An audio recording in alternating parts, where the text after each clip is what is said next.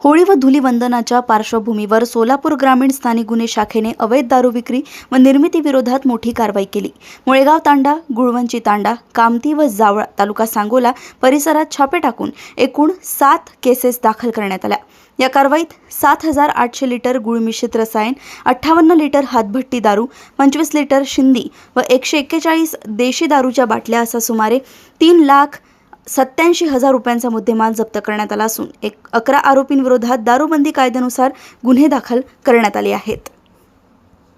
अशाच बातम्या जाणून घेण्यासाठी बघत रहा दैनिक समतेचा आवाज आणि बातम्यांना लाईक करा, शेअर करा आणि चॅनलला सबस्क्राईब करायला विसरू नका।